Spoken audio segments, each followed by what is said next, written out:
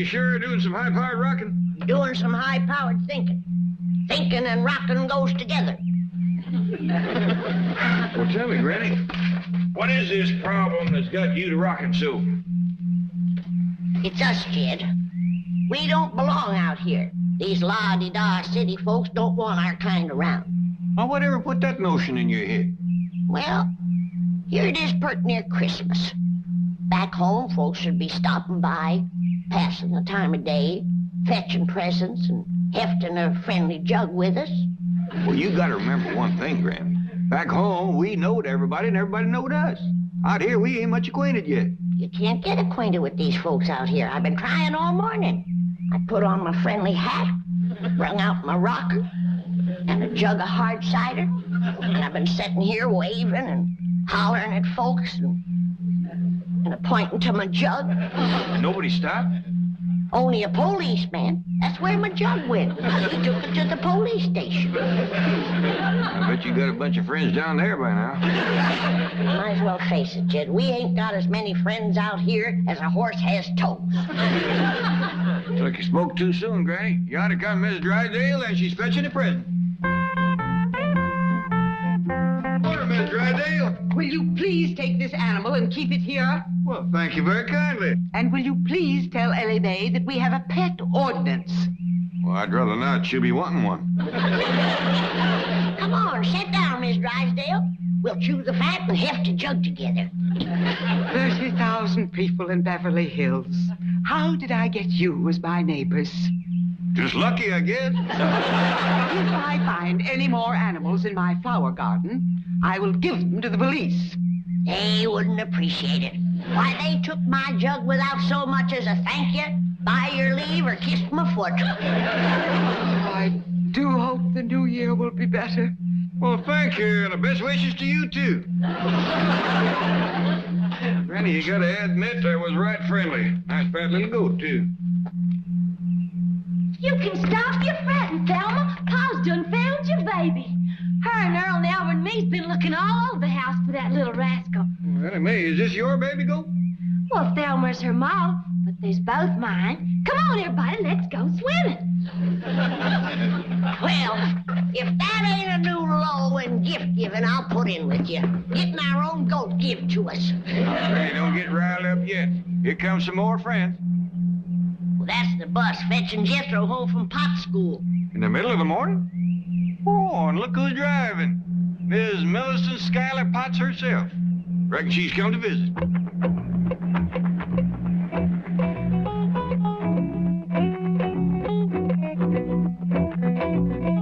Howdy there, Miss Potts. Good morning, Mr. Clampett, Granny. I wonder if I could have a talk with you. Why, you betcha. You see, Granny, she's come to visit. Hey, Granny, can I have some victuals? What'd you do with your school lunch? Oh, I ate that at recess. All right, help yourself. Yeah. Oh, bye, Miss Potts. Thanks for the ride. You want to come into the kitchen, have some grits and jowls with Jethro while we visit? No, thank you. Well, set yourself. You can have a bench, a bucket, or a rocker. No, what I have to say is quite brief. It's simply that Jethro has become my #1 problem student. Well, did you hear that, Granny? You deserve all the credit, Miss Potts. I beg your pardon? Well, when Jethro started in your school, he couldn't cipher a problem for shucks. But now he's #1.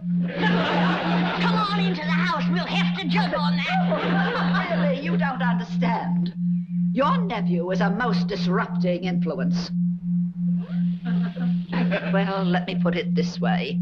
It will not be necessary for Jethro to return to school after the holidays. That's smart, is he? You done it, Miss Potts. Why, back home, he couldn't even keep up with his class. And here he is, graduating ahead of everybody. No, please. I'll get the jug. No, Jethro is not graduating. He is being expelled. Oh, I don't know how to say this, but Jethro is ruining my school, and I do not want him to return. Well, for not knowing how, you said it pretty plain. Jethro ain't good enough for you, huh? What? Simmer down. Well, you can keep your old private. Oh, Jethro has been there a whole year and you haven't even made him a private. You couldn't even get him into the army. Baker cheater! Jethro's too good for you! And you think you're a teacher? I'm wonderful. You can't even spell cat!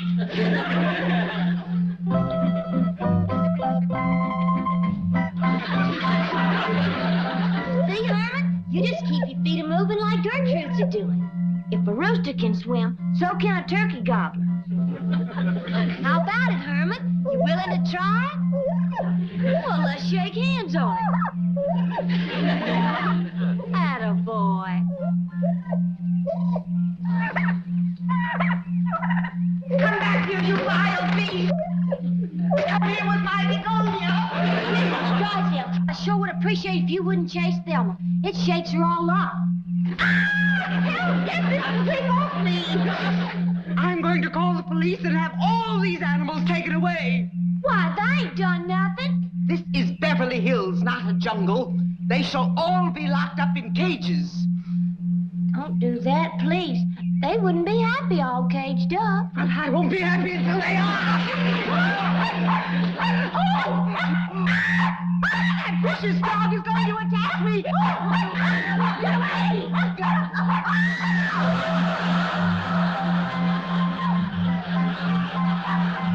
Who's that in the cement pond? Well, that's Miss Drysdale. Kid, she's trying to steal Elly's chicken. Probably wants to give us that for New Year. You get your chicken-picking hands off our livestock.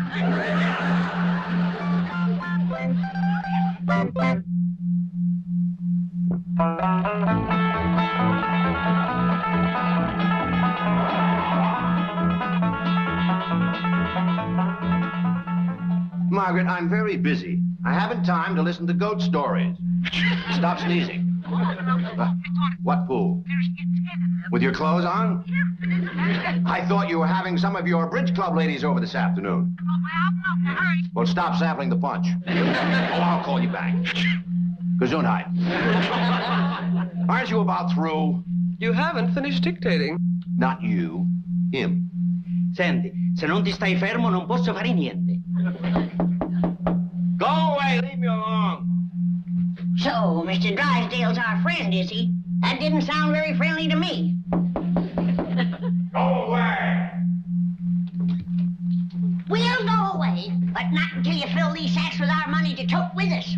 Uncle Jed's got $40 million in your bank, and we got 4 sacks. Dividing 4 into 40, that figures to $10 million in each sack. Ooh, listen to that boy Cypher. That's one thing we're gonna miss about Beverly Hills. Jethro getting a fine education. What are you talking about? Where are you going? We're going back home, Mr. Drysdale. You mean for Christmas? No, ma'am, for good. What? We gotta face up to the truth. We're as out of place here as 4 cobs in a cream crock. All right, young'uns, take those sacks down to where they keep our money and commence filling them up. No, wait! Listen! Come back! Oh, get out of my way! Quickly, come with me. Now, wait right here and don't move. Oh, measure him up for a complete vestito nuovo. Oh, sì, sì.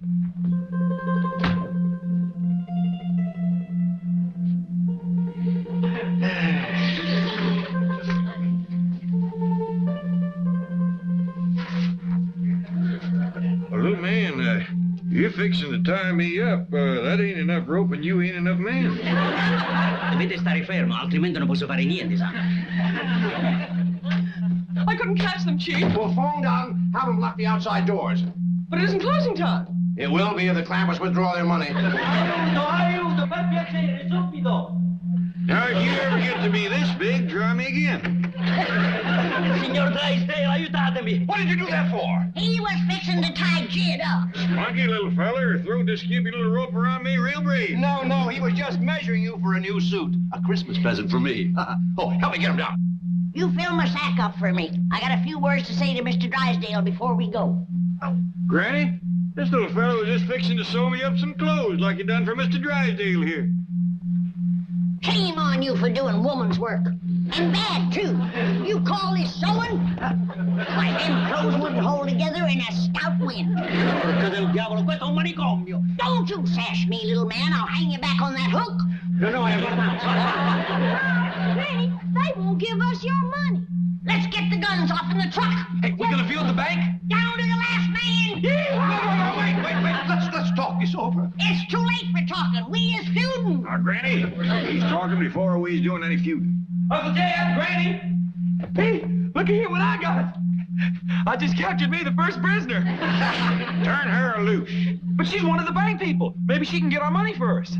Can you? No, I can't. I can, Jethro. Capture me!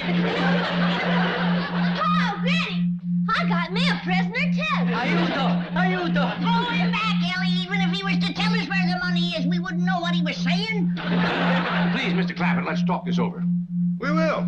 All right, sit down, everybody. We're going to have a confab. Thank you. We's gonna have a confab. Your Uncle Jed told you to turn her loose. Now do it. Oh, shucks. Somebody's always taking the fun out of feud. Then along come Miss Potts and expelled Jethro out of her school. And him the #1 student. Just deciphering problems, Granny.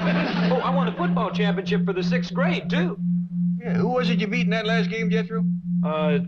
Some outfit they call themselves, the Rams. Believe me, I can explain everything that's happened. You can? Yes, I can. Well, how about your wife said she was going to lock up all my critters? And mean-mouthing me when I pulled her out of the pond. Oh, I can explain it. No, I have a better idea. I'll have my wife and Mrs. Potts talk to you themselves, and they can explain it. They can? They can, and they will. Now get them on the carpet, the phone, right away. Yes, sir. I'll leave my desk, Miss Prigo. Mr. Clampett, Granny, Jethro, Elly May, it's almost Christmas. Peace on earth, goodwill toward men, especially to bankers. Now, please go back to your home. That is, the home in Beverly Hills. And everything will be explained to your satisfaction. Well, that seems fair. Come on, family, let's go. Oh, thank you. Now, on your way home, if you see anything you want for Christmas, just pick it up and charge it to me. Hot diggity dog! Thank you. Come on, Uncle Jed, I done picked up my present.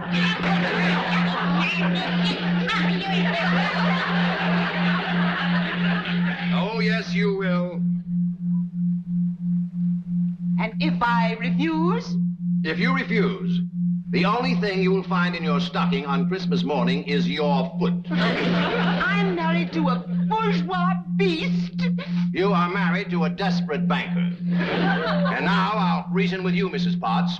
Let me start by reminding you that I hold the mortgage on your building. So? So, how would you like to have the only private school in Beverly Hills holding classes on the sidewalk? This is blackmail. This is extortion. So? So? I'll do it. All right. Now, here's what you're going to tell Jed Clampett. So you see, Mr. Clampett, I expelled Jethro so that I could come here every evening and give him private instruction. Well, won't there be a lot of extra trouble for you, Miss Potts? Oh, nothing is too much trouble if it brings me nearer to the man who's captured my fancy. Well, who's that, ma'am? Oh, Mr. Clampett. Can't you guess? No, ma'am. The only men folks around here are Jethro and me. You see Jethro every day, and that only leaves...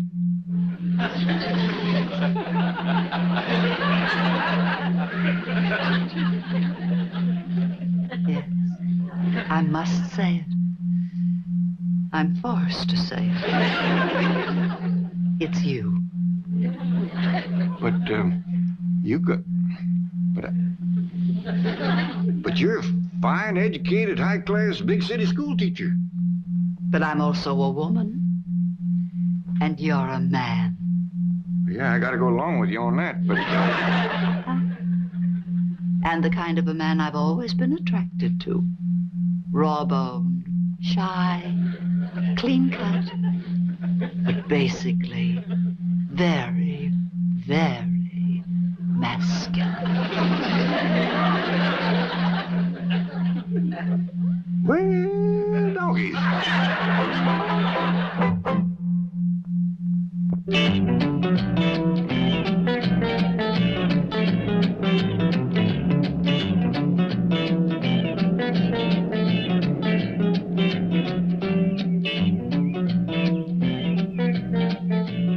Come on, dear.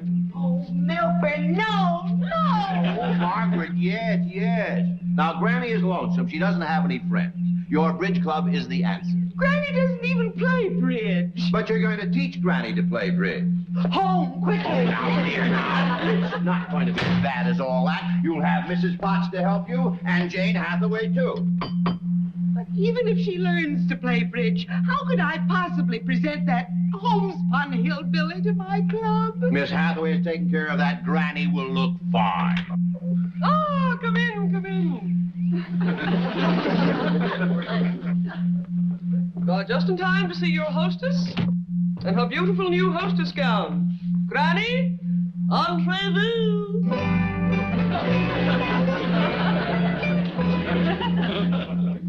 Oh, Granny, you are a vision of a chic Beverly Hills hostess, from your head right down to your... My bloomers are showing again. This thing ain't sewed together properly. Granny, those smart capris are supposed to show, but where are your beautiful pumps? They were pumped up too high. I fell off of them twice. Well, your feet won't show under the bridge table. What kind of a table? Bridge. Mrs. Drysdale here and some of her friends are going to play bridge with you. Oh, yeah? Who say? She said, my wife has a club. Well, she better have more than a club if she's gonna walk on me. No, Granny. Bridge is a game, a card game. A fun game. Now, Margaret, you and Miss Hathaway take Granny into the card room and get things ready. I'll send in Miss Potts. Where is she? Her and Jed are sparking in the parlor. This here's a little verse I made up for you whilst I was changing my duds. Why, how very flattering. I can hardly wait.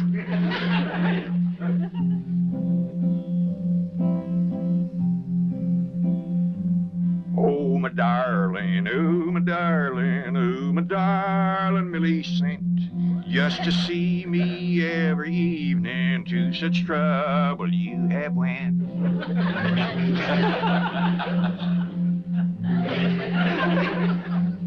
You expelled my nephew Jethro just to give you a excuse. And your mind said, don't you do it, but your heart yelled, what's the use?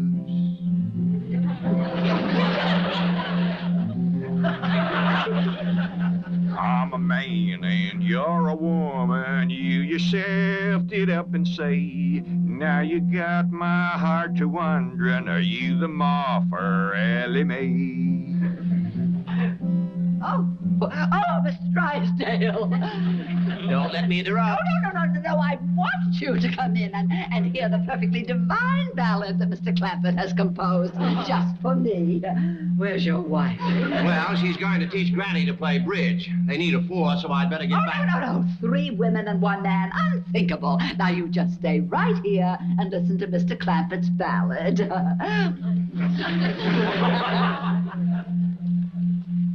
Oh, my darling, oh, my darling, oh, my I'm sorry, Mr. Drysdale, but I feel like a darn fool singing this to you. You're right. Besides, I have some very exciting plans that'll keep you busy for the rest of the day. You do? Yes. I want you to be a guest at my club. We'll shoot a little golf. Oh, you mean go over to the golf pasture? We call it the country club. Uncle Jed, I don't want to watch them women play a sissy old card game. Well, why don't you come with us, Jethro? We're going to shoot some golf. Yeah, I'd like that. But you ain't going to go shooting in your courting clothes, are you? Oh, I reckon I'd best change. Mr. Drysdale, no use you waiting for us. Jethro and me will meet you there. All right, Jethro. I'll see you at the country club. And meet me in the locker room. I'll have some golf clothes for you to change into. Oh, yes, sir. Thank you. Hold it right there. You done give us 12 cards. That's right. You fixing to give us 1 more? Yes, each player receives 13 cards. Not this player. Nobody gives me 13 or nothing. But Granny, that's the way bridge is played. Not by me. Give me your lucky dozen. You keep the rest. Oh, wait, please. Let's all just play with 12 cards. Oh, take the other card, Granny. I might give you a slam. Why, you what? Bridge expression. No.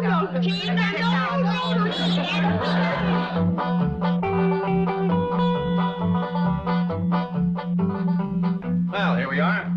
These 2 lockers are for you and Jethro. Somebody's clothes in there. I got them for you. Now, I want you to change into these clothes before we play golf. Then we'll spend a nice, relaxing half hour in the steam room over there. Oh, yes, sir. Now, when you change, leave your old clothes inside the locker and close the door. I'll see you outside. Well, Jethro, you're younger and more willowy than me. You try it first. Yes, sir, Uncle Jim. You know all right, Jethro? I can't move, let alone change clothes. These city fellas sure must be runts. What are we gonna do? Well, there's one thing certain. We can't strip naked out here in the hall. Tell you what, let's go over there into that steam room and wait for Mr. Drysdale. Yes, sir. You can't see nothing through this little windy. Well, let's just go on in.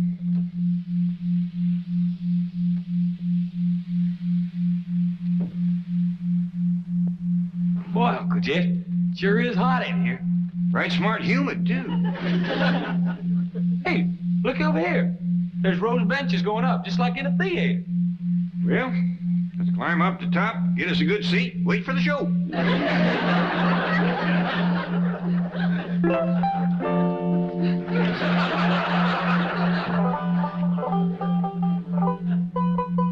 Well, it's about time you men folks is getting home. Let's get ready and head for the hills. What happened? Something go wrong with the bridge game? Sure enough did. Granny got riled, busted it up. What riled you, Granny? Well, first off, them other women wanted me to put my cards down on the table so all of them could see them. That don't hardly seem fair. Of course it don't. And when I asked them why, they said because you're the dummy. Ain't nobody calls Granny a dummy and gets away with it. You better believe it. How did you men folks make out at that there country club? Pitiful, just pitiful. Granny, they got the hottest, steamiest theater there is. If that wasn't bad enough, they put on the worst show I ever did see. That's a fact. Nothing but a bunch of fat old men parading around wrapped in towels. And not even no music. Pitiful, just pitiful. Beverly Hills can keep their unfriendly city people. Come on, Elly May, I want to get into some decent clothes and head for back home. Yeah, I reckon we better do that too, Jethro. These is kind of shrank up and soggy.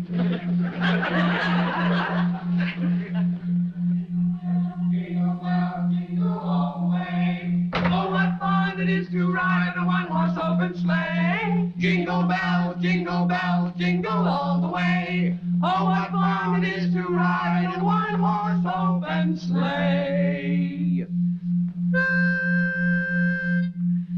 We wish you a Merry Christmas. We wish you a Merry Christmas. We wish you a Merry Christmas and a Happy New Year. We wish you a Merry Christmas. We wish you a Merry Christmas. We wish you a Merry Christmas and a Happy New Year.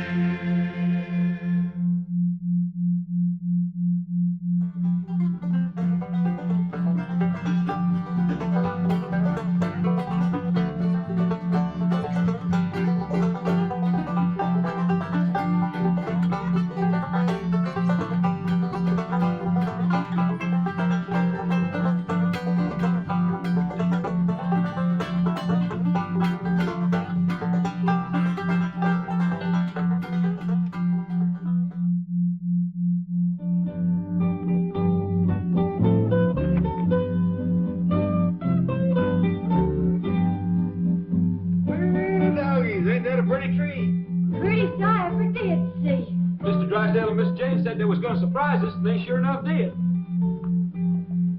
What you looking for, Granny? Looking for the hole in the roof. What hole in the roof?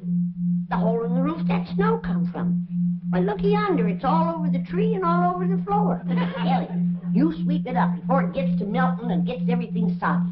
Jethro, you climb up on the roof and patch the hole that it comes through. Yeah, I don't think this is snow at all. It ain't cold and it don't melt. Well, I bet you this is what they call artificial snow. I don't care what you call it. Get up on the roof and patch the hole it comes through. I reckon Jethro means it's Beverly Hills snow ain't the kind that falls down from the sky. Yeah, that's right. You just throw this around by hand. Pitiful place, pitiful. Don't even know how to snow proper out here. Granny, Christmas ain't no day to go lambasting Beverly Hills again. Hey, everybody, let's open a present. Yeah. Hey, come on, Granny. Oh, put me down, you big one.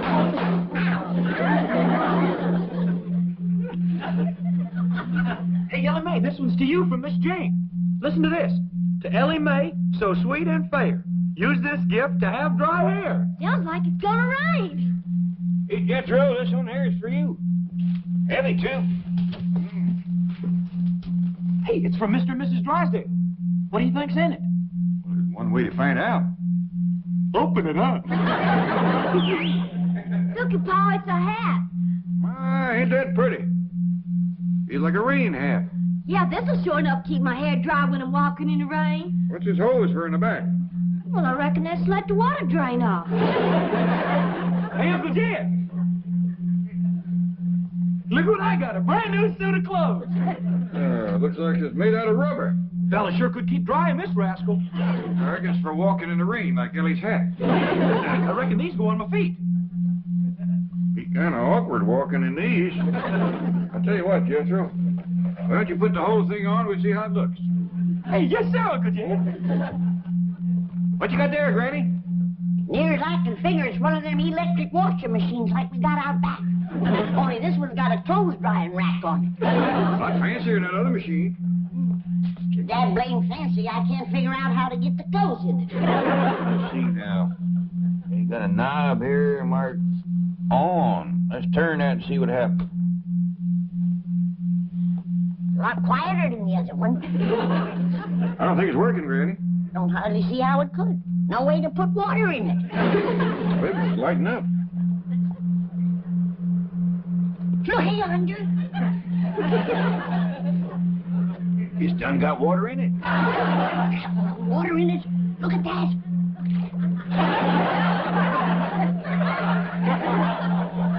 There's fish in there. Elly Mae?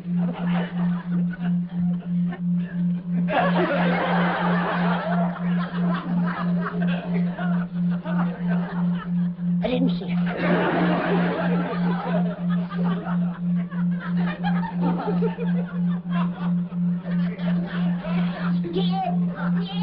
Dad, come and shut this thing off. Quick.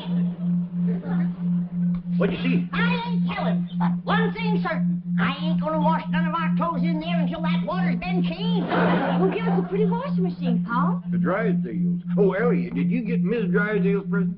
Sure did. I'll fetch it. What's that girl got on her head? Oh, that's her new rain hat. Miss Jane gave it to her.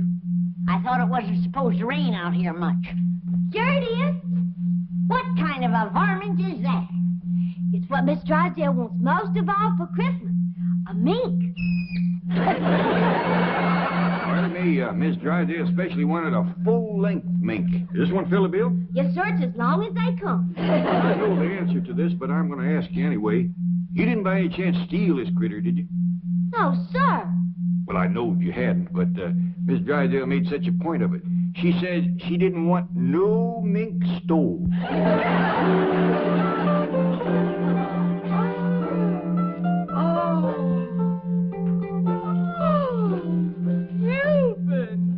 Just what I wanted most of all. A full-length mink. Oh, I'm glad you like it, Jim. Well, now, I gotta dash over to the Clampetts before they go outside and discover their boat. Their what? We gave them a boat for Christmas, among other things. And I had the boat company deliver it and put it right in front of their door. Oh, Ravenswood, the skipper dressed? Very nearly, sir. A boat and a skipper? Isn't that overdoing it? All part of a very clever strategy, Margaret.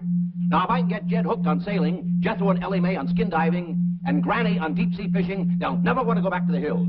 Those are things you can't do without an ocean. But, Milburn, I don't want them to stay here. But, Margaret, I do.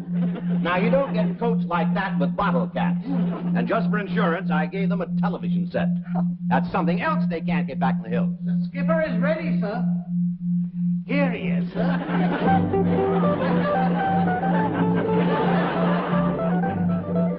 Why, it's an ape. Oh, no, it's a chimp. And Elly May will be crazy about it. Oh, I hope so, sir.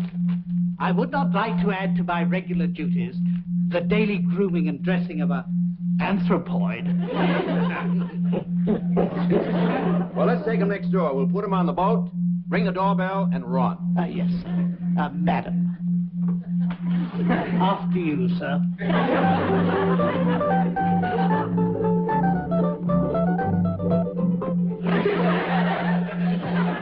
Looks like an overgrown tadpole. Lucky I got one like Jethro, too.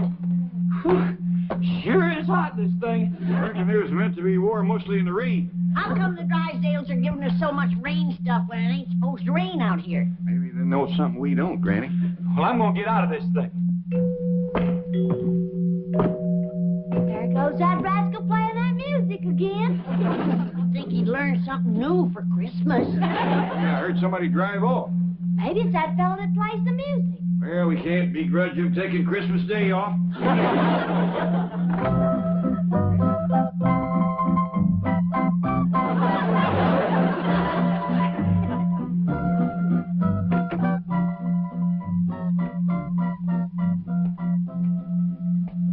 Granny, you recollect hearing it rain last night?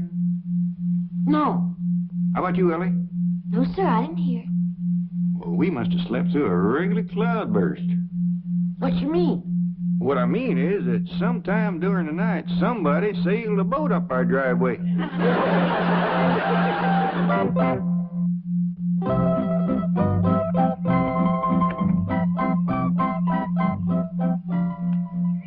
How do you reckon anybody could sail a boat up here? I don't see no high water mark on the house. Well, if there was no water, he must have got caught in a heap of wind. Hey, fetch Jethro out here. I'm going to need help moving this thing. Yes, sir, Pa. Well, whoever done this was a mighty poor sailor. Well, Granny, maybe he was just celebrating a mite too much last evening. Let's face it, he was drunk as a skunk. He's still in there.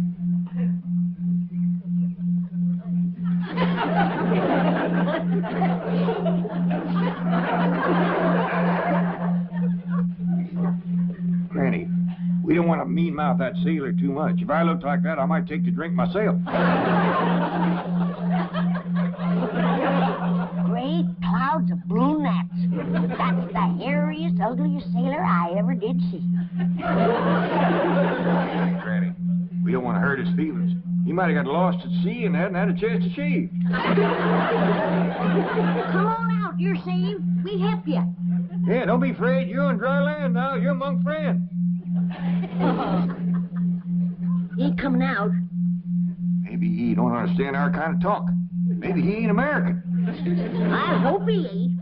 He's no bigger than this and bow-legged to boot.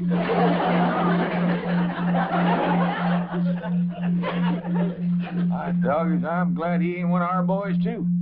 If that's a sample of what's running our Navy, our country's in for a whole heap of trouble. Come on out, sailor boy. We'll give you some victuals. Maybe we gotta talk sailor talk to him. You know any sailor talk?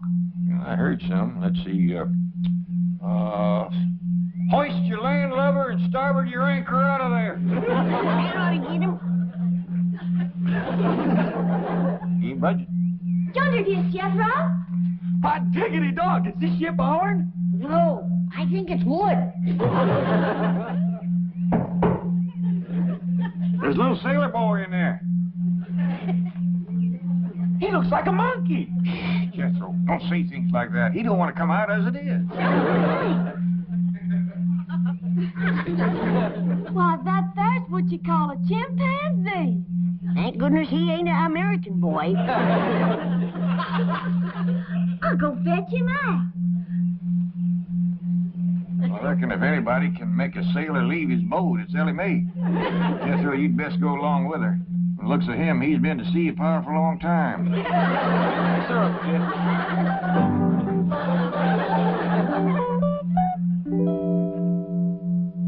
Oh, come on, Margaret, hurry up.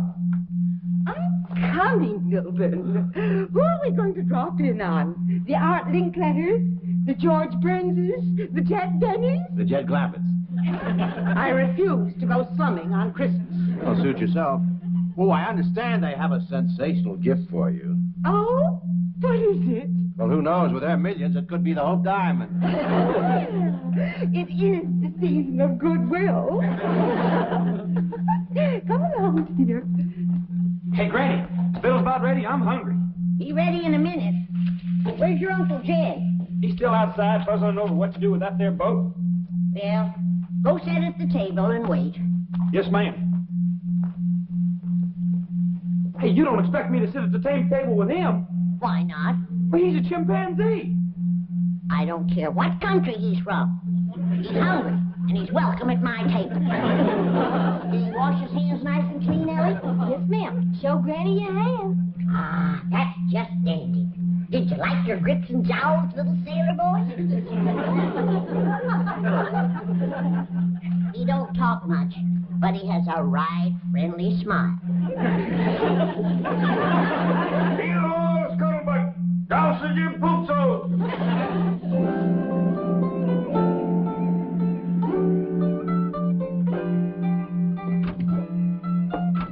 Howdy there, Mr. and Miss Drysdale. Merry Christmas to you. Oh, the same to you. And many, many more. I'm sorry about this boat kind of blocking the driveway here. It was sailed up there last night by a little critter called a chimpanzee. Oh, no. The chimpanzee didn't do it. He's a present for Elly May. From Milburn and me, we know how fond the dear girl is of critters. Well, thank you very much. I had the boat put there, Mr. Clampett. It's a gift for you. From Milburn and me, we know how fond you are of outdoorsy things. Yes. Oh, by the way, you'll find a trailer for the boat in your garage. Trailer? From Milburn and me, we know how fond Margaret, it has wheels. You can put the boat on it and haul it any place you'd like to go. Well, we sure are obliged for all the nice things you give us. We got a mighty nice present for you, too, Miss Drysdale. How big? I mean, how nice. Well, speaking of size, Elly May says it's the biggest there is.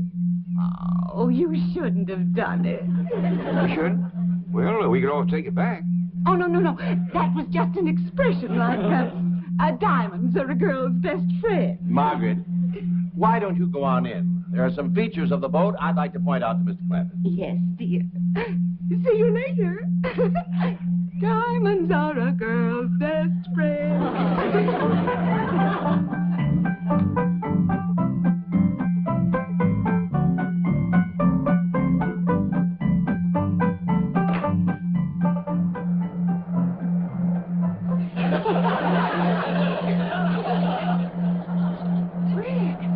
It's working beautifully, isn't it?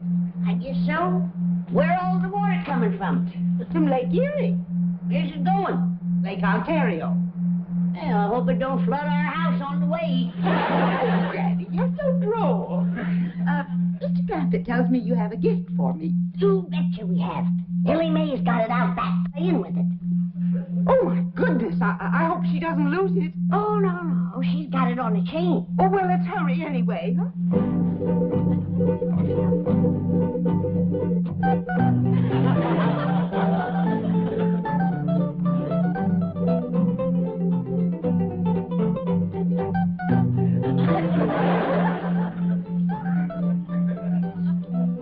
All right. You beat me eating bananas. But you gotta admit, I whooped you eating grits. I bet you I can beat you drinking milk, too. First, I gotta rest a mite. Hello? You and Skipper run out back and fetch Elly May. Tell her Miss Drysdale's here for her present. Yes, Miss Granny. Well, howdy, Miss Drysdale. Hello, Jethro, dear boy. Hello, little sailor. He don't talk American. Ma'am, he's a chimpanzee. Come on, Skipper.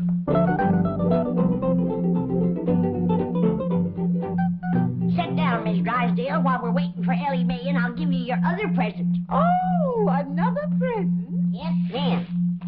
This here is my special Christmas gift pack. Chock full of good things to eat. Oh, it's simply beautiful. What are these divine-looking morsels?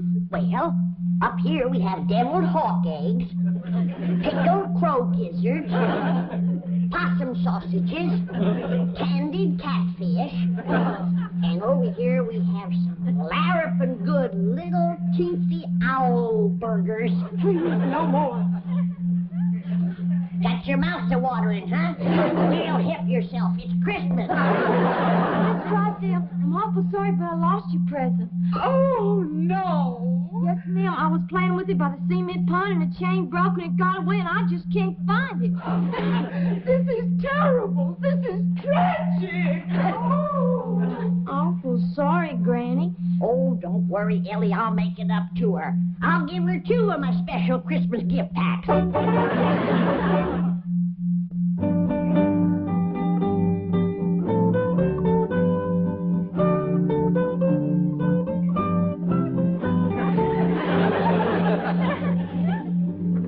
Yes, Mr. Clampett, I predict that you're going to get many, many hours of enjoyment from that little craft. Boating has become a tremendously popular sport here in... How do you like that?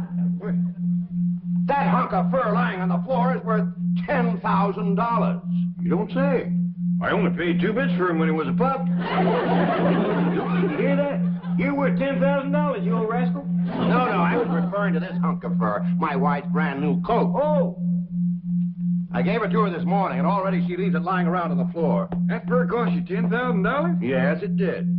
That's a heap of money to pay to keep warm, and a place is warm to start off with. Yes, you're right. But this is a Beverly Hills status symbol. Oh. Finally, I'm going to teach her a lesson. That woman thinks my money grows on trees. Where are you going, Mr. Drysdale? I'm going to take this home and hide it.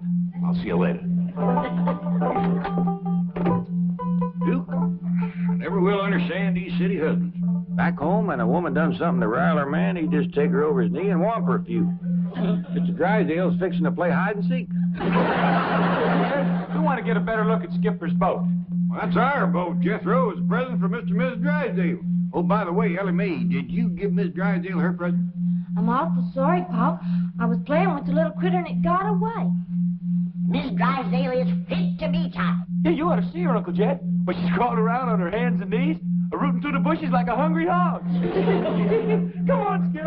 It ain't funny, Jethro. She done give the little critter a name and everything. You don't say. Yes, sir, she calls it Jim. She's a-crawling around a-moaning and a-saying, where is it? Where's my beautiful Jim? You think Elly Mae is fond of critters? Why, that woman is like to go out of her mind over that pesky little varmint. What'd you say you called it again, Elly? A mink. I offered to give her my squirrel, my polecat, or my possum, or anything. She wouldn't even listen. She just went right ahead a-moaning and a-rooting. I even offered her 2 of my special gift packs. Even that didn't quieten her down. Well, when that little mink gets hungry, he'll show up. Come on, let's go look at our boat. Hey, Skipper, this boat is something else. Why, there's beds down here and even a wash basin. Here, hey, let me try that.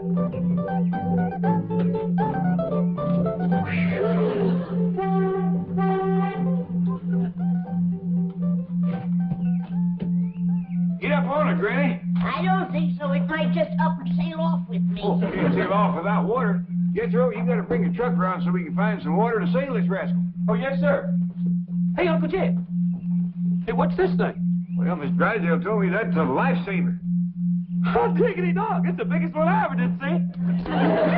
Jethro, it ain't for eating. You should say that again. Got no taste at all.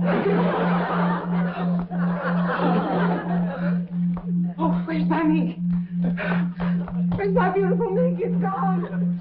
Oh, dear. Melbourne! Oh! Your husband's gone home, Miss Drysdale. My mink is gone. My beautiful full-length mink. Has anyone seen it? No, but come supper time, it's liable to show up. Oh, disastrous day. Oh, now calm down. Wouldn't you just as lief have a rabbit or a squirrel or a raccoon? No, I want my mink. Melbourne! You're right, Granny. Granny. Even Elly wouldn't be that grieved over a lost critter, especially one she never laid eyes on. The poor woman is so busted up she even forgot my special gift packs. Well, we can take them over later. Yeah. And the special one I made for Mr. Drysdale. It's 4 feet high. And right in the middle it has a smoked pig with a hedge apple in his mouth. That ought to cheer him up. Oh, good. Here comes Jethro and Elly on the truck. Now we can go out and find some water to float our boat in. Who's that sitting up there beside Elly? That's Skipper. Looks like they got a coat and a hat on him. I give Skipper ain't Pearl's old hat and coat, because he's from the warm country now. Here's your wrap. That's fine, Elly. Well, Jethro, where do you reckon we ought to look first? Well, I hear tell there's a Los Angeles River. How about that? Well, sounds like that ought to float a good-sized boat. Let's get rolling.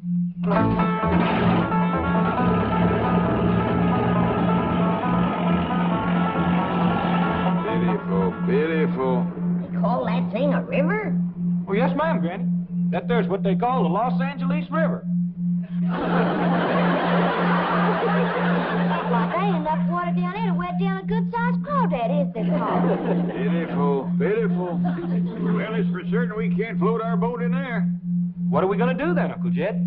Let's take a drive around and see what other folks does with their boats. How about we drive up onto the freeway? Let's go.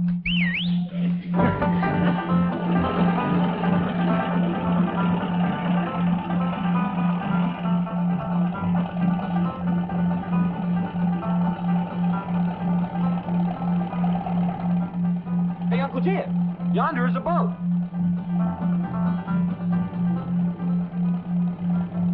That boat was rolling on wheels. Mr. Drysdale give us wheels for our boat, too. Yonder goes another one. Let's get off the freeways, Jethro. Try some other streets. Now, everybody keep your eyes peeled for water and boats. Yonder's one.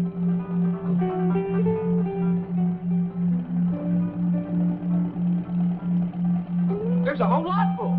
On wheels, too. Watch out, Jethro. You'll run into that. Uncle Jed. My doggies, they's all on wheels. Well, that was a dandy ride. I know now why Mr. Drysdale gives us them wheels for our boat. There's not enough water in this place to boil an egg, let alone float a boat. Oh, we gonna put our boat on wheels and haul it around the street? Well, that wouldn't be much fun. You can't dive off it, you can't fish off it, you can't... Well, I don't know, Jethro. It must be some fun or all them people wouldn't be doing it. Come here, quick. What's the matter, Granny? No wonder we couldn't find any water. Looky here. Even the washing machine is dried up.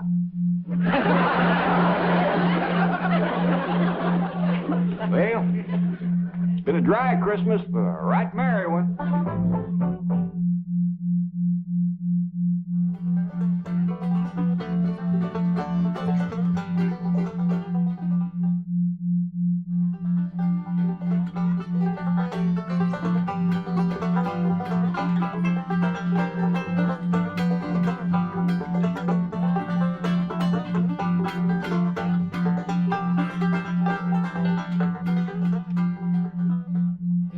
Uncle Jed?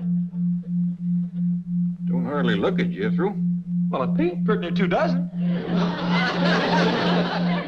Better fetch me the peelings. I got a feeling that's where most of the taters is.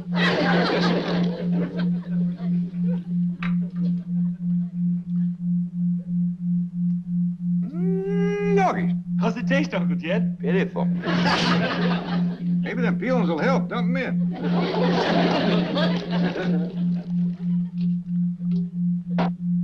Doggone, it just don't seem right, us doing women's work, whilst Granny sits in front of that TV set all day. Ever since she found out there wasn't a washing machine, she ain't been more than 3 feet away from it. She's like a young'un with a new toy. Like Elly with a new critter. How come she ain't in her doing this cooking? Jethro, I just don't believe Elly was cut out for fixing victuals. Never forget the time she made that gooseberry pie. Ruined our best goose and a whole bucket of berries. You mean she put together? She did, and it was a mess, I'll tell you. I got her and Skipper out looking for stuff to put in this here. Pa, Skipper found some onions. Onions? Hey, they ought to go dandy in here. Go on, Skipper, give him to Paul. Thank you, Skipper. These here Beverly Hills onions ain't got a lot of bite to them. But the tops sure do flour out pretty. Wash these and drop them in the pot. Tops and all? Yeah, we need all the flavor we can get. Where'd you find them, Elly? Over to the Drysdales. Did you ask the Drysdales, could you borrow some onion? Oh, yes, sir, Paul. Miss Drysdale says go around to the kitchen door and get some from the cook. But Skipper found some on the way, and we didn't have to bother nobody. Fine and dandy. Well, drop them in the pot, Jethro. Don't just stand there sniffing them. Would you like some more? There's a whole big patch of them. A few more might help, Elly. That stew ain't got too much going for it. Come on, Skipper. Let's go pull up some more onions. How's it going, boy?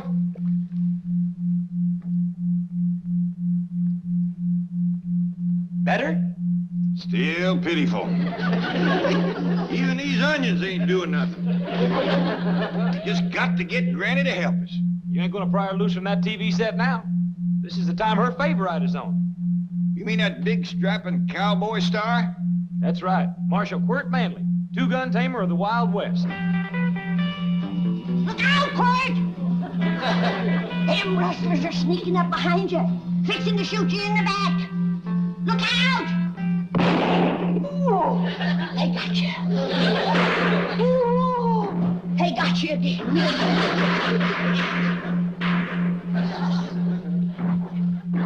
Oh, you're done for now, Quirt.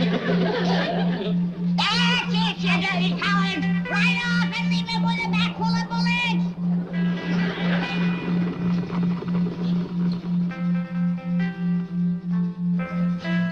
Attaboy, Quirt, after him! Get him! Catch him, Quirt! I can tell you where they's headed, Quirt. To town to hide in the saloon. Granny. Shh! It won't do you no good to hide in that saloon, you dirty yellow cowards! Quirt will find you, he'll get you! Granny, Shh! Yonder comes Quirt, riding like the wind! That's it! That's where they are, go get 'em! It won't do you no good to hide in that saloon. I told Quirt where to look. Say your prayers, yellow bellies. I'm coming in. is he gonna tackle that whole saloon full of bad men all by himself? You betcha. Quirt Manley don't need no help. Even with 30 or 40 bullets in him, he's more than a match for him. He's lighting into him.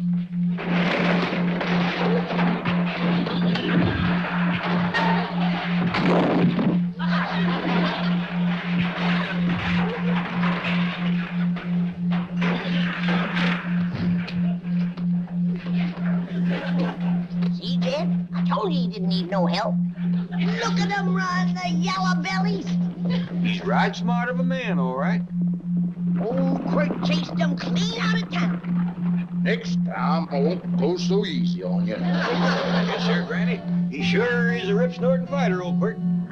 Oh, look yonder. Now he's fixing to wrestle his horse. No, Jed. After a fight, he always hugs old Silver Trigger. And then he rides off into the sunset. See? Here they go. Fine figure of a man. Sits tall in the saddle. But don't he have no sweetheart like Hoot Gibson always had? No. Ain't no girl good enough for Quirt Manley.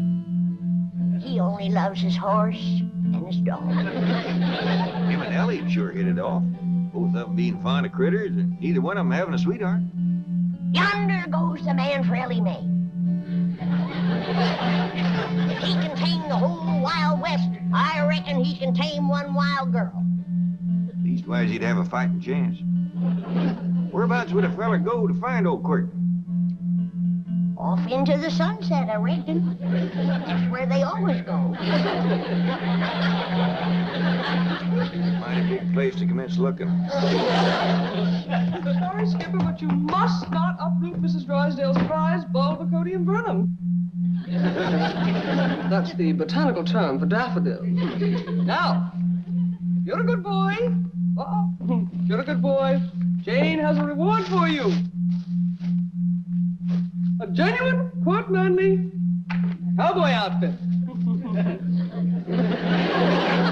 you like it.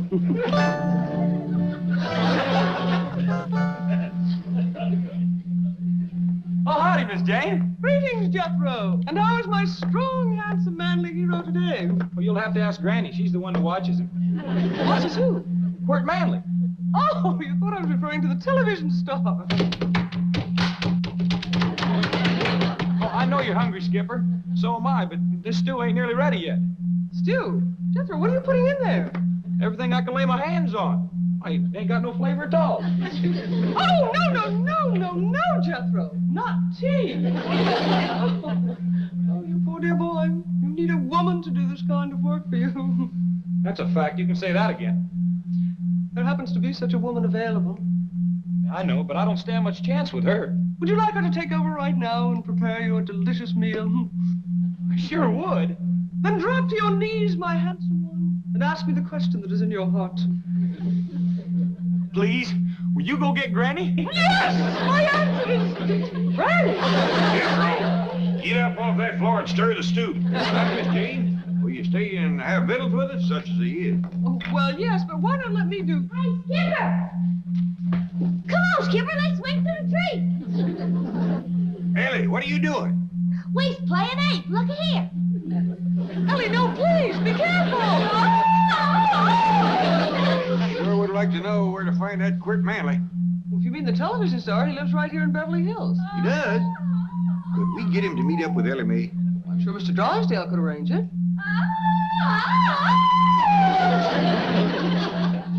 I sure wish he'd hurry. That little monkey's liable to get himself hurt.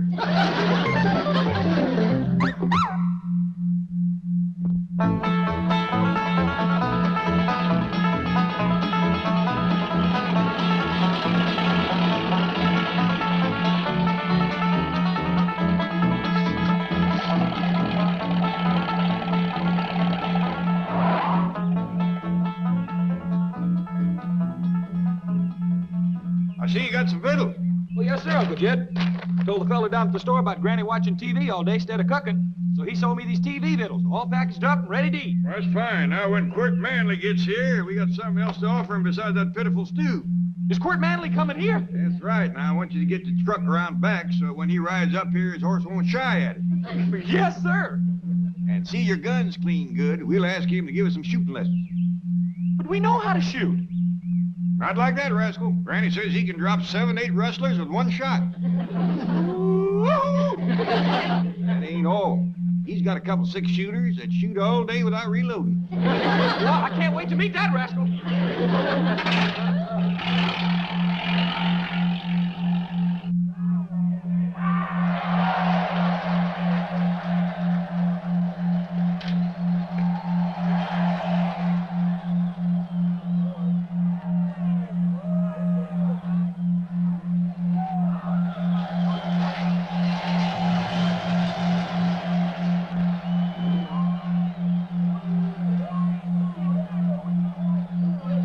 What are they scrapping over, Granny?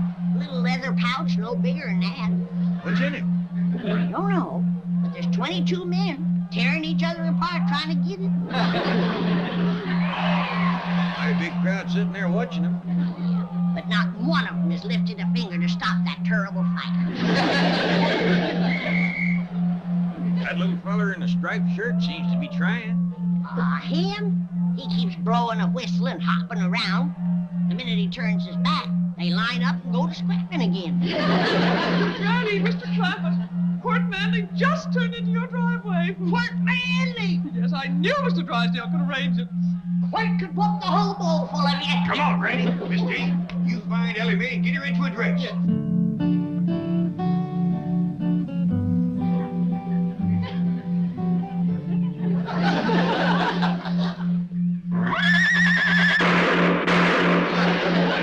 That's Quirt, all right. I'd no silver triggers in any place. What about them 2 gunshots? Brace yourself, kid. We're liable to find 30 or 40 rustlers laying out front.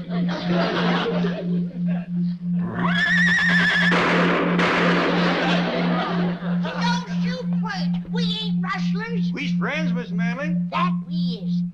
How come you ain't riding Silver Trigger? Did them dirty rustlers get him? We'll help you find him, but I ain't no Quirt Manley. Kid, there's only one man like him. Why, he's the biggest, the bravest, the fightingest, the strongest, the hard-ridingest, and the straight-shootingest man alive. Are you people putting me on? Who said that? Somebody back here? That you spoke, Mr. Manley? Oh, yeah. Well, sure it was. I got a sore throat. Sometimes the voice just sneaks out that way. Come on in, Quirt. I'll doctor you. Ain't got the time, ma'am. Ain't got the time. Still, I'll autograph a couple of pictures for you before I go.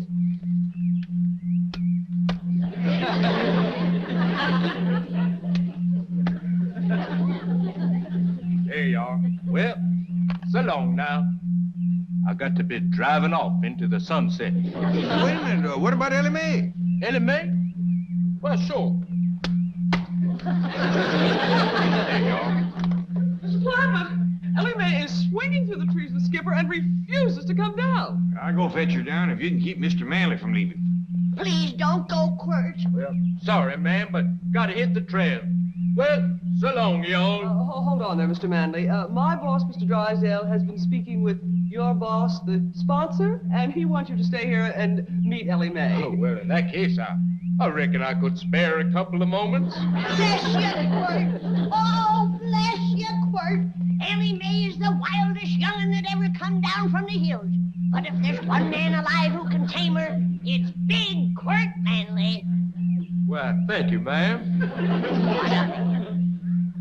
Thank you. I wish I was 10 years younger.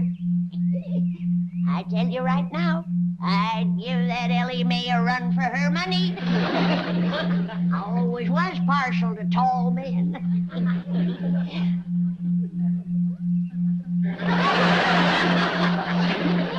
Come on, you and me are gonna heft a jug together. Oh, I know you don't drink, but it won't hurt you to fall off the wagon just once. Elly Mae, I don't want no more arguments from you. You get up them back stairs and change into a dress. Well, why can't I wear cowboy clothes like Quirt Manley? Because a man like Manley wants a woman that's womanly now. You through, did you? What are you pouring into the stew? Cornmeal. Gives it some body.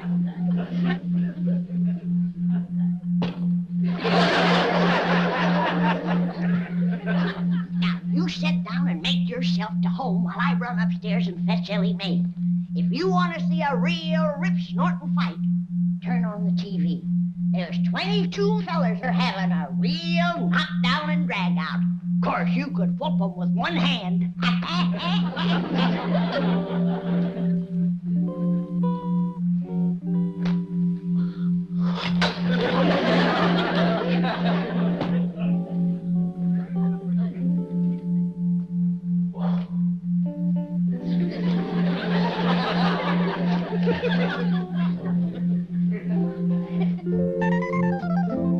Lovely, Elly Mae. Simply lovely. Here. I'll go the back way and get your father. Yonder he sits. That's him, with the broad shoulders and hat. Sits tall in the chair, don't he? Sure does, Granny. Wait till he stands up. Your heart will jump right into your mouth. Mr. Manley, this here is Elly Mae. Howdy do. Let's make your acquaintance.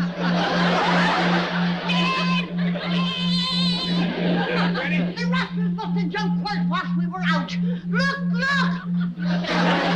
We gotta catch him, Granny. They done run off with the best part of it.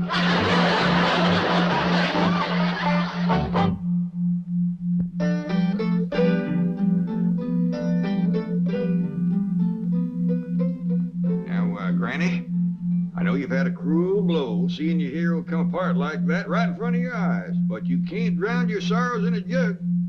I don't take more than a thimbleful, and you know it. Don't fly off at me. By the way, where is your drinking thimble? Right here. Granny, how about we all take a nice ride in the truck? A little fresh air might do you some good after a thimbleful of that rheumatism medicine. I ain't had none of it yet. I don't want to lighten the jug. How come? 'Cause when I find that Quirt Manley, I'm gonna throw it at him.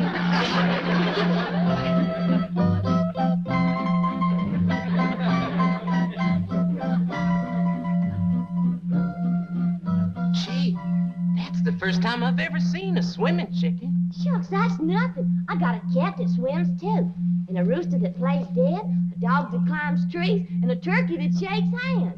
My goodness, I just love animals like these. That is, the little ones. Big animals like horses kind of scare me. But you ride like the wind on TV. Oh, that's not me, Elly Mae. That's my double.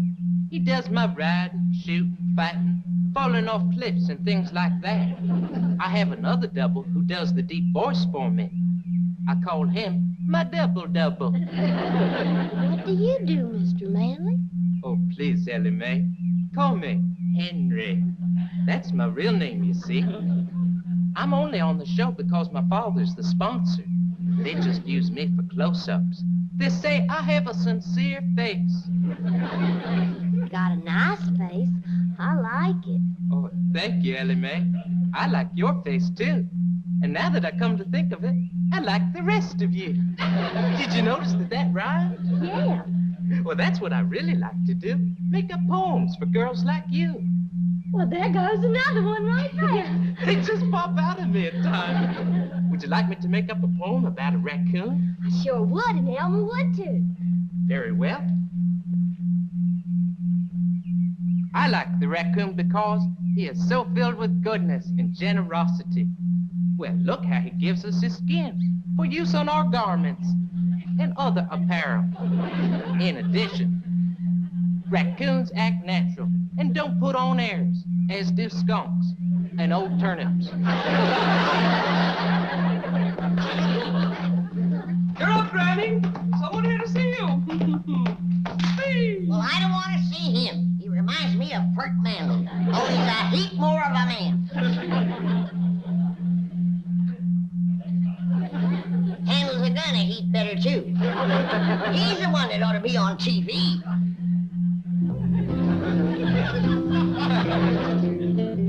Hi, Elly Mae. Hey, excuse me, little fella. Can you tell me where I can find Mr. Quirt Manley? I noticed you was toting his hat for him. Well, this here is Quirt Manley, Jethro. Stop joking, Elly Mae. I'm in a hurry. I want to ask him if I can borrow his pretty car to drive around the block a couple times. Well, yes, you may, Jethro. The car belongs to my father, so it's all right. Phew! Hey, do you think he'd tear me to pieces if I borrowed his hat, too? I can promise you he won't.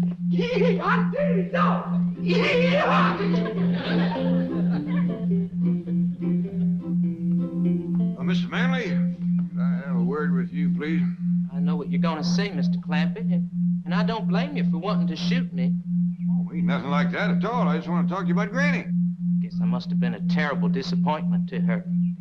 She is a mite let down, but I think we can pull her out of it if we all tug together.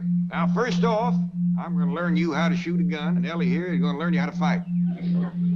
I'm afraid of guns, but I might like learning to fight.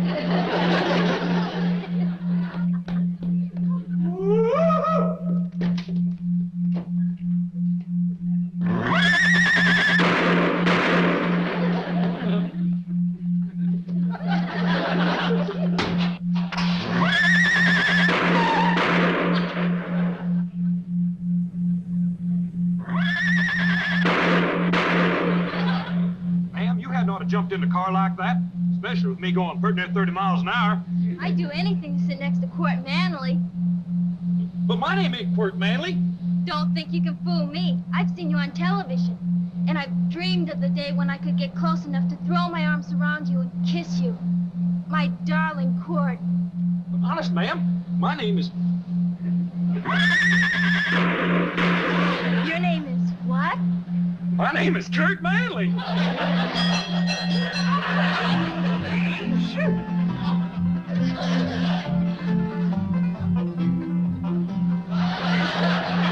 Me, girls. There's plenty for everybody. I tell you, Granny, that little feller is a crack shot. He can stand on our front porch and light a match clean out by the front gate with a 6-shooter. I don't believe it. Come on out, he'll show you. Jed tells me you're pretty good with them 6-shooters. Granny, he's a blue-tailed marvel. He's gonna whip out them guns and bam, bam, bam, light them 3 matches stuck in the ground down there this side of the wall.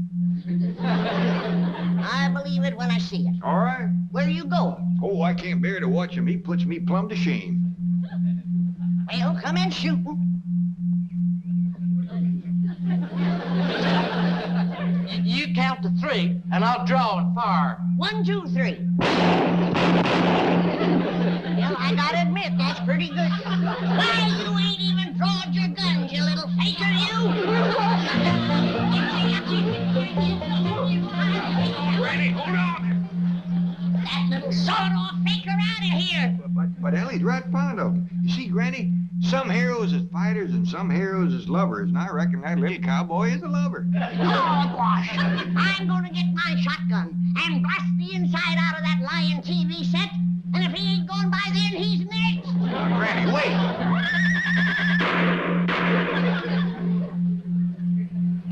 Hey, look at there! Look at what I got! Get through. Where'd you get all these girls? Well, they think I'm a rich TV star.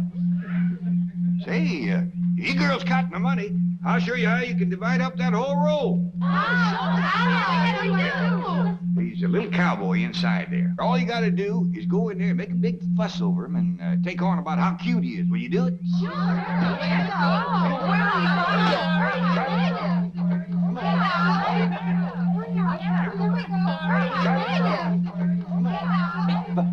But Jeff, them girls was mine. You'll get him back, Jethro, as soon as they show Granny what a ladies' man little quirt is. The house is swarming with girls. Yeah, you see who he's all crazy about? You betcha. He's a real star, that little feller.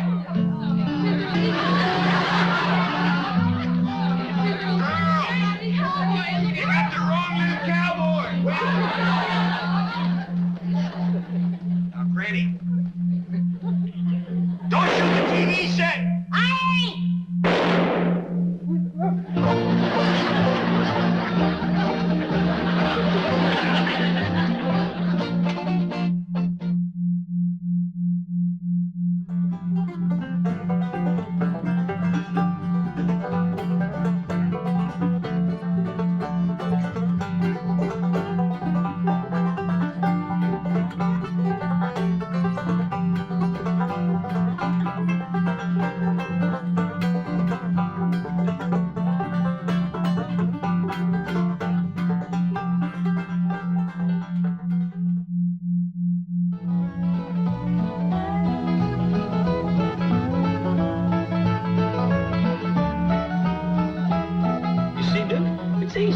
I just throw this stick out yonder, you pick it up and fetch it back.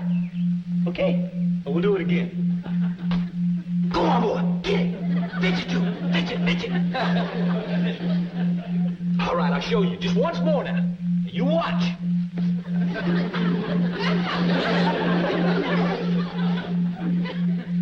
Catch on, Duke? Catch on, boy. Just once more. Fetch it, Duke. Get it. Come on. Get it. Shucks. You know something, Uncle Jen? That there is a real dumb dog. Well, I don't think he's so dumb, Jethro. He just learned you how to fetch sticks for him.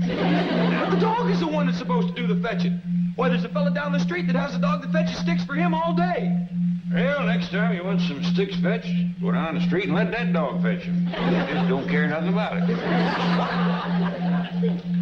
Top bottle. Ed, do you want some victuals today? I do, Granny. I've worked up a right smart appetite fetching sticks for old Duke. Ed, that's the trouble around here. The critters are taking over. Elly May has done made pets out of everything but my pickled turnips. What's we gonna do for victuals? Hey, I remember something Mr. Drysdale told us when we first moved in here. What's that?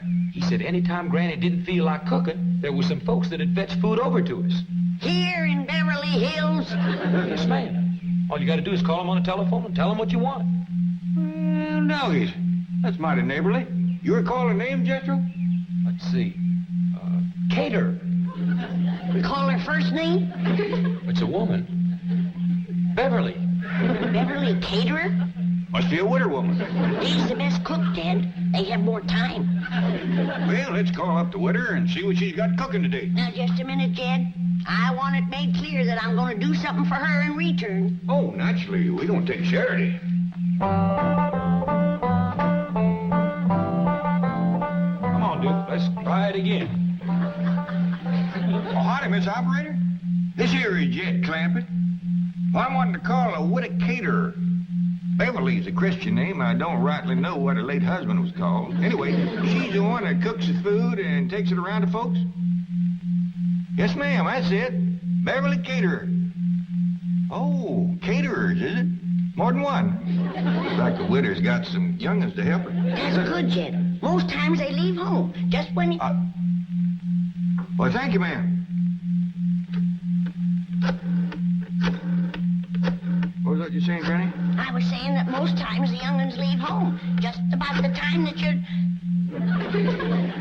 Well, howdy to you, Miss Beverly Caterer. This here is Jed Clampett. Sounds like a right friendly woman. Howdy, Beverly, this here's Granny. I'm a widow myself. And I was just saying to Jed, it's nice when the young'uns stay home to help you. So many times they leave, just when you need 'em most.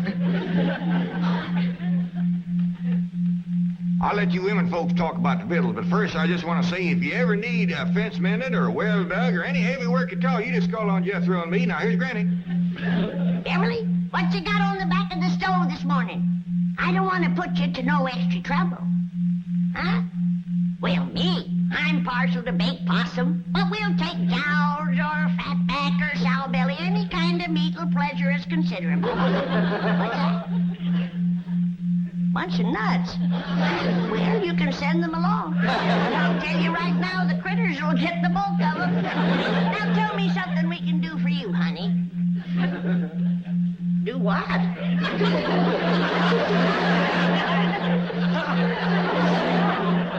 Hello?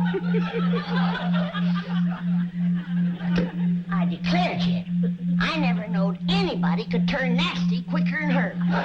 What set her off? Hard to tell, Jed.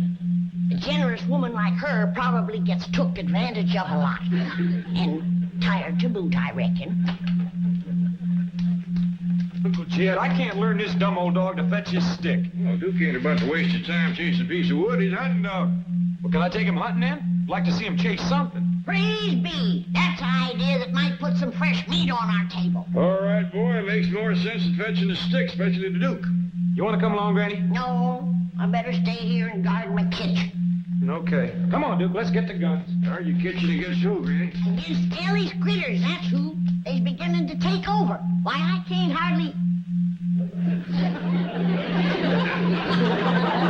That little rascal learned to open the icebox. Them's the last of my pickle paw-paws. Come back here, you hairy little varmints. Get your paw-paw picking paws off of my pickle paw-paws. Well, howdy, Miss Beverly. It's me, Jed Clampett. Sounds like you're in a right friendly mood again. Jethro's going out to shoot us some fresh game meat, and the monkey got in the icebox, and Granny's right upset. Now, Beverly, could you spare us a jar of pickled pawpaws? What's that? Why, Miss Cater, I never... Hello? Miss Cater? Hey, Uncle Jed, see that Miss Cater being a widow, such a good cook and friendly and generous and all? How about you courting her? Get Elly a new ma, huh? I don't think so, Jethro. She's got a temper, goes off just like that. And when it does, she turns plumb nasty. Matter of fact, I'm beginning to wonder whether Mr. Cater passed on natural or not. Just an idea. Come on, dude. How come you're toting so many guns and that shovel, Jethro? Granny gave me strict orders not to come back empty-handed. I'm ready for anything that jumps, flies, runs, or digs into the ground. Good luck, boy. Oh, gee, thank goodness you're back. I didn't want to disturb you at the meeting, but your wife has been calling frantically. Oh, that woman gets hysterical over nothing. What's it now? Well, it seems there's a kangaroo in your backyard. You see, the slightest little... What? What? A kangaroo? Where did it come from? Australia. That's the only continent where... Oh, I know that. How did it get in my backyard? Well, your wife was rather incoherent, but Ravenswood said it's from the Second National Bank of Melbourne. Second National Bank. Oh, that's where Gene Sandbloom was transferred to from... That explains his Christmas card. May I share the humor of the situation, Chief? Well, I sent him an alligator wallet, so he said he was going to send me a kangaroo pouch. Kangaroo pouch! On the hoof, as it were. Mr. Sandman does have a sense of humor. Yes, we'll have the zoo pick it up. I'll go mark it. Mr. Drysdale's office? Oh, Ravenswood. Uh-huh. Mm-hmm. Good, I'll tell Mr. Drysdale. Oh, and don't worry about the kangaroo. The zoo will take care of it. Right. Cheerio! Ravenswood has your wife under sedation, and she's resting comfortably. Oh, good.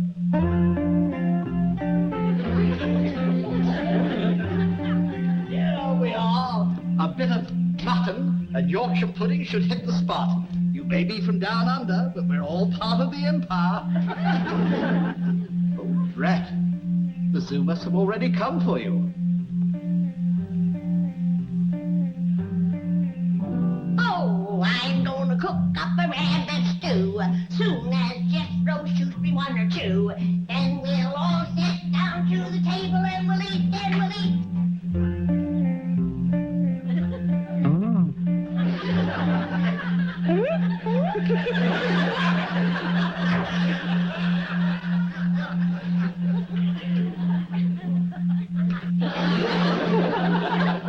How's it going, Granny? Kid, did Jethro leave to go hunting yet? Yep. Well, he needn't have bothered. There's a jackrabbit out back that high.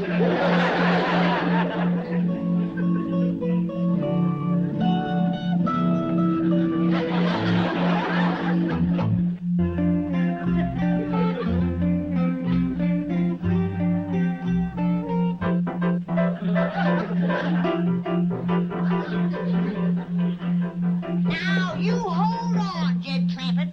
I tell you, I ain't touched a drop.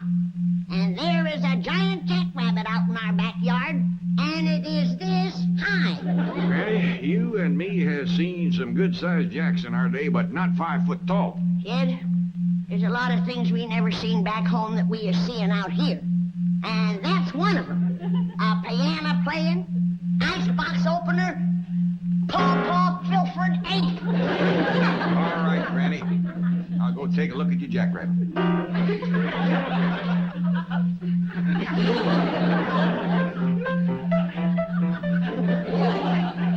Come on, you can see for yourself.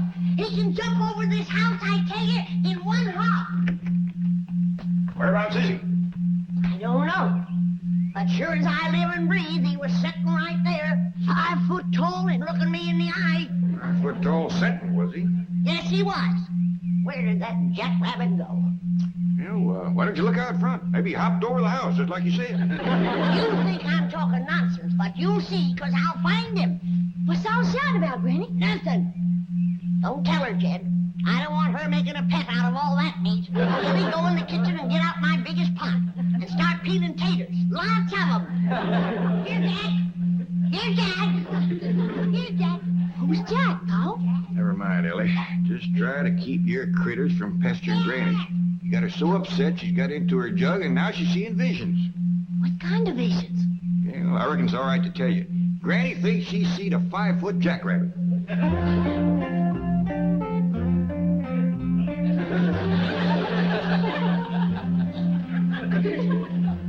Howdy, Mr. Jackrabbit.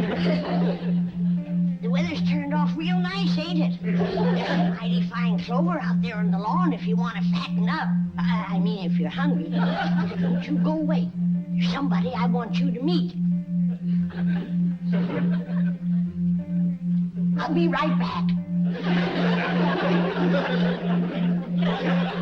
Jed, come on running. I found him. Come quick.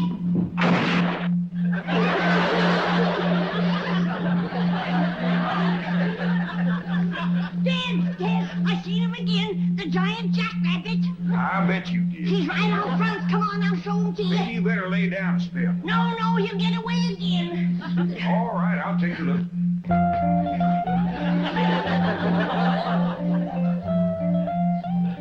You see him, Jed? I lost my glasses. But he must be out there somewhere. Well, yeah, I see him. Is he out on the lawn eating clover? Great big old pink jackrabbit. Hey! Now, don't get upset. upset. There's other colors, too. There's a blue one, there's a green one. Here comes one with purple polka dots. I wish I could see him. What's that you say, Mr. Jackrabbit? All right, I'll tell her. He says he thinks you ought to go in and lay down. Yeah, I think I better head, Jed. Howdy, Miss Jane. Jethro! And you've got a wonderful surprise. But why do you look so worried, noble beast? Because I can't find no good hunting place, that's what. And Granny gave the strict orders to bring home some meat. Jethro, food should never be a problem to people of your means. There are markets, supermarkets, caterers. Uncle Jed called that there Beverly caterer. He got mean-mouthed something awful. Mean-mouthed? Yeah. He says she's the nastiest tempered woman that ever answered a telephone. Well, Mr. Drysdale shall hear this. The bank has a substantial interest in Beverly caterers. You wait here. Well, howdy, Beverly. This is Jed Clampett. You're sounding right pleasant again. Now, wait, ma'am. I ain't called to ask for victuals. It's just that Granny's laying down with a right smart headache. I was wondering whether you could fix her a poultice. Tell her to do what? Well, I don't hardly see how that could help a headache. Now, wait a minute, man. Don't go flying off the handle. Hello? Hello? No two ways about it. That woman has got a temper like a wet hornet. Hello, Beverly caterers. One moment, please. Hello. Have you spoken to a Mr. Jed Clampett today? What? What? Now, just a minute, young lady. What is your name? What do you mean, put and tame? Now, you put Mr. Tinsman on the phone and tell him it's Milburn Drysdale calling. What? The nastiest tempered young woman I ever spoke to.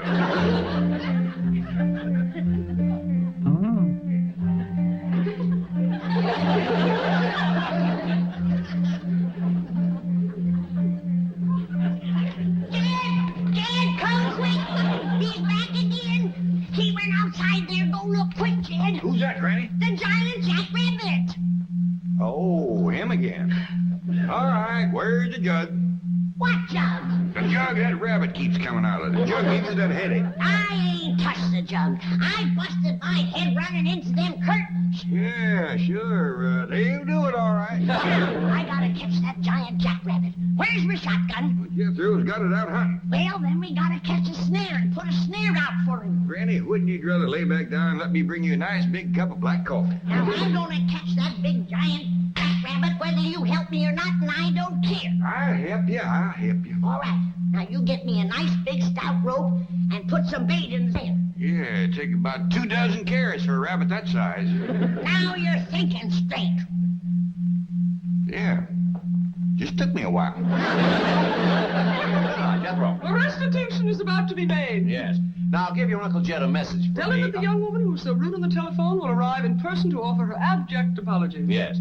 And tell Granny she needn't worry about food. The young lady will also bring with her a truck full of delicious piping hot viands and an assortment of tasty beverages, all of which will be offered at your pleasure. Yes. Have I anything else to say, Miss Hathaway?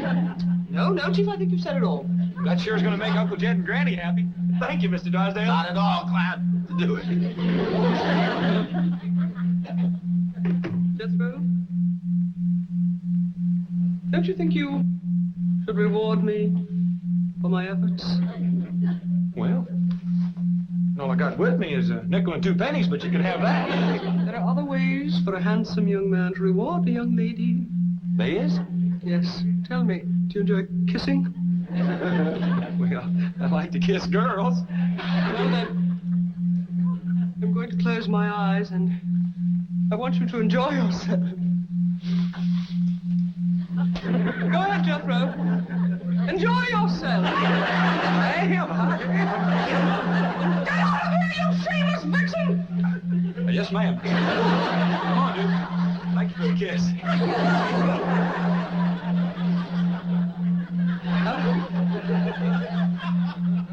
Now, let's see. If I was to tie another rope onto the bottom of that limb, pull it down, and then take my loop and put some carrots in it. Howdy, Mr. Jackrabbit. Would you like to step into my kitchen? You ain't gonna get away from me again, I can tell you that. Now, are you gonna become peaceable, or do I have to take you by force?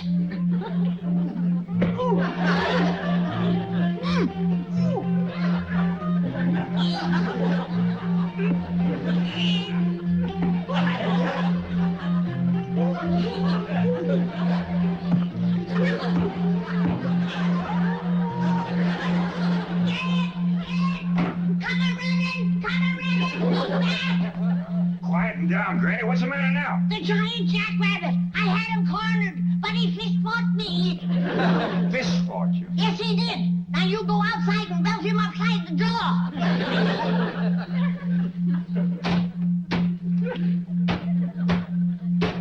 Granny, where are you hiding them jugs?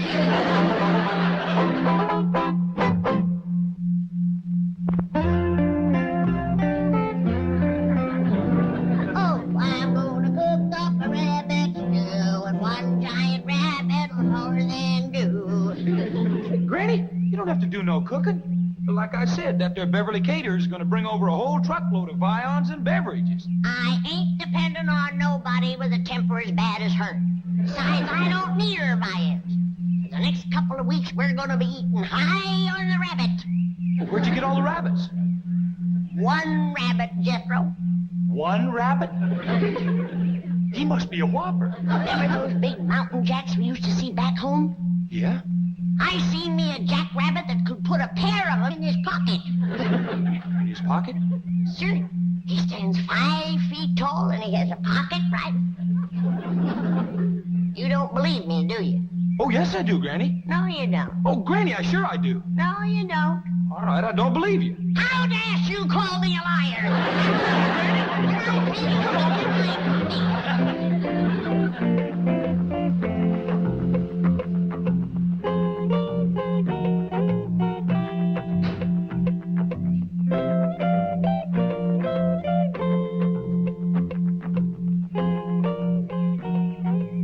Mr. Tinsman, do I have to face Mr. Clampett all by myself? Yes, you do.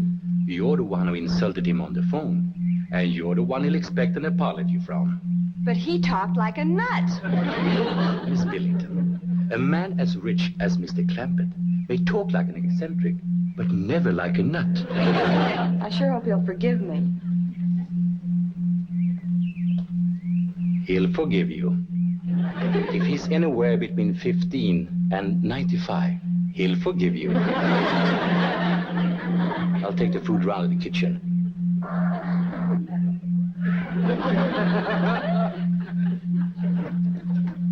Is Mr. Clampett at home? I'm Jed Clampett. Come right in. This little fella don't say much, but he's right smart. Mr. Clampett, I'm here to apologize about the way I spoke to you on the telephone earlier today. Oh, you're, Beverly Caterers. Yes, sir. Oh, you're a deal younger than I figured. He prettier, too. Thank you. I'm awfully sorry about losing my temper when you called. Oh, now, I understand. Woman works hard all day cooking, doing for others. Young'un's hanging on her apron, she gets a mite waspish. And you not having a husband to help. Yes, that's right. I don't have a husband. How many young'uns you got? Young'uns? Helping you with the cooking and fetching over to your place. Oh, help. Well, let's see. 7. 7? Well, you must be from our part of the country. Got started young, didn't you? Well, come on. Granny be wanting to meet you. She's out in the kitchen.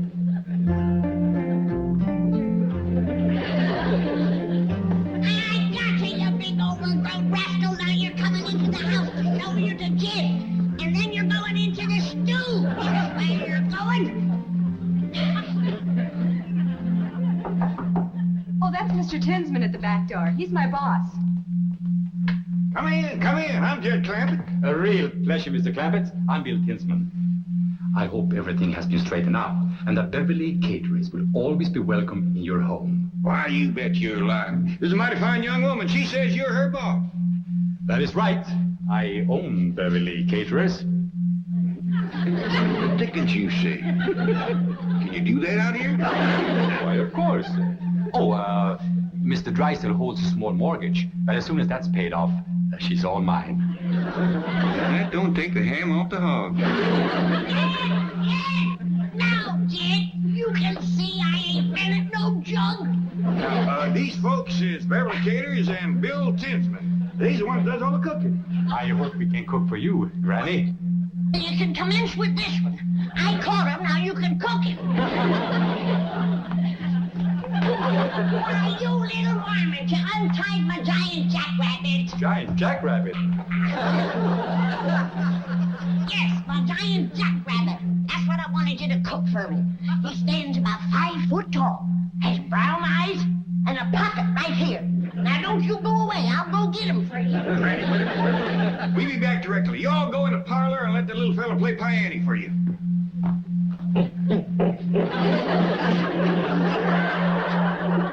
You say eccentric? I still say nuts. I say you're right. Let's get out of here. I can't understand it. He was free, why should he return? Something must have frightened him. I'll say, if he prefers this crate to freedom. What could it have been? Hello, over there. Yes, Granny, what is it? You see anything of a jackrabbit? No, we haven't. You won't find any jackrabbits in Beverly Hills, Granny. I'll telephone the zoo, sir.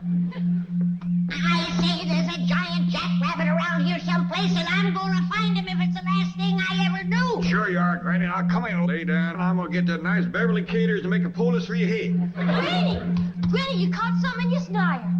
See, Jed wanted to tell you. What'd you catch, Elly? Jethro! Hey, Uncle Jed, cut me down! Uncle Jed, he cut me down! Uncle Jed!